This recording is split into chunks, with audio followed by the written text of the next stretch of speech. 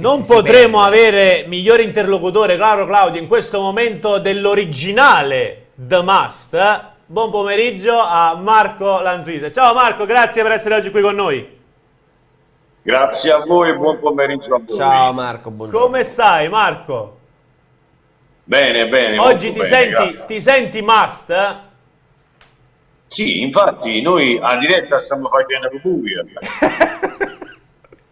Marco, facendoti i complimenti, insomma, per questo personaggio che è davvero indovinatissimo e credo che abbia ricevuto anche tanto affetto e tanto calore perché vada a rappresentare poi quella che è una situazione che tutti nella vita hanno vissuto in un ruolo o nell'altro. Io ci vedo tante somiglianze con tanti di quelli che ho incontrato. Dobbiamo salutare anche Savio Passante, non lo so. Beh, se il ci nostro se ci sta guardando. ci sta passando, se ci sta guardando, noi lo andiamo a salutare. Ad ogni modo volevo chiederti la genesi, ecco, di questo personaggio, com'è nato? Ma è nato con Salvatore Turco, insomma, che interpreta Ci sta Salvatore, ce lo fai salutare? Abbiamo vissuto. Certo, Salvatore è qui, vieni Salvatore.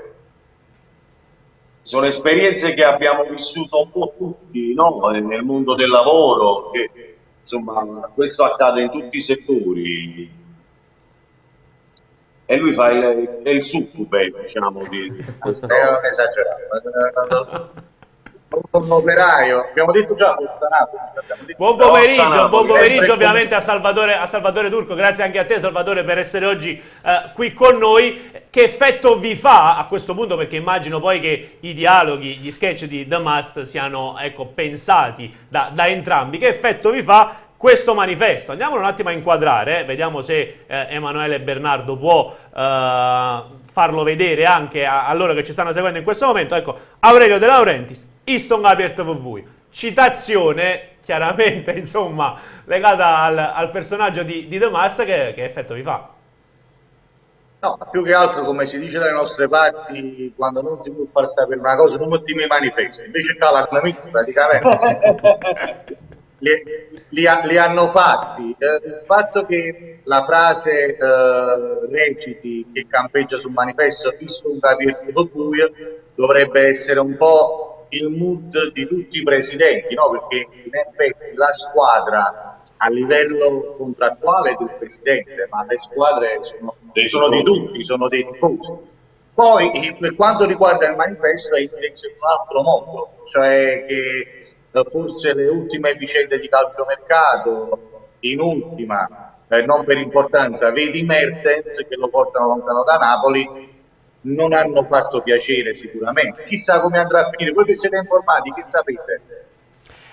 Non lo so, sicuramente, come dire, io credo che il personaggio di The Must, come dire, abbia influenzato chi ha scritto questo manifesto e credo che...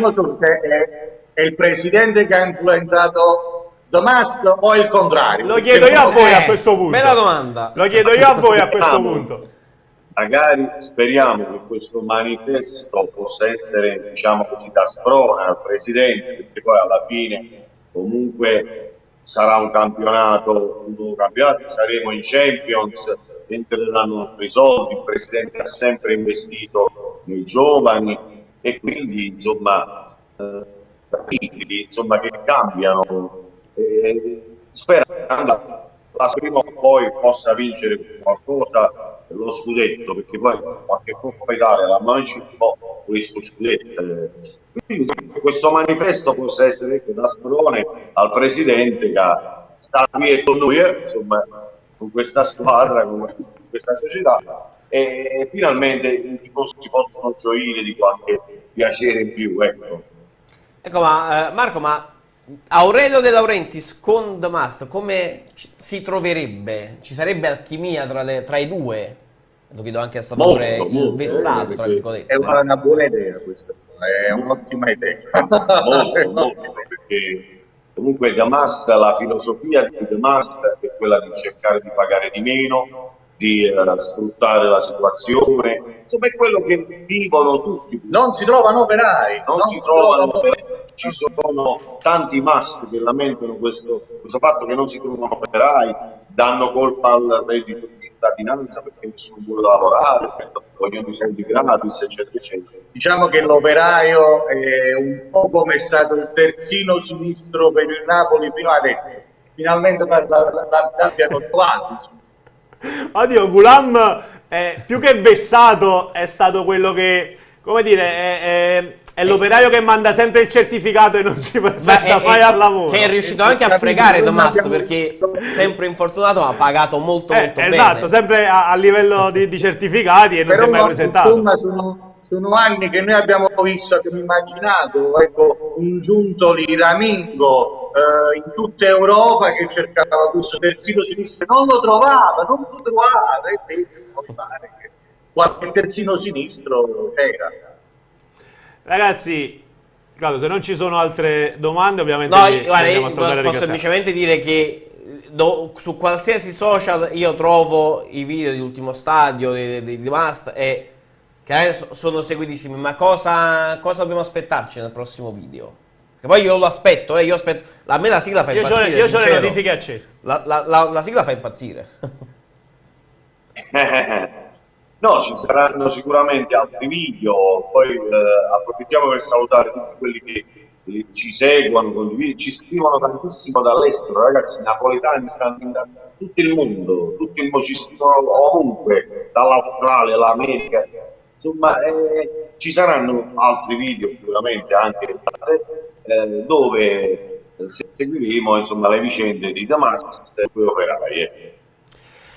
Una domanda dai nostri telespettatori: come si sarebbe comportato The Must con Insigne e come si comporterebbe magari con Mertens? Proviamo a inscenare. Allora, chi devo fare, Insigne o Mertens? Insigne, no? Iniziamo da Insigne. Anzi, Mertens che è più attuale, dai. Buongiorno Presidente. No, allora, voi avete detto che vi fermate il contratto per i soldi. E che è vincito qualcosa? Non è vincito niente. La società sta mettendo due in mano. Ho capito, però sono quello che ha fatto più gol fino adesso della storia. E mi fa quando con le fatti parecchi cioè voi non li intendi, quindi se me ne vado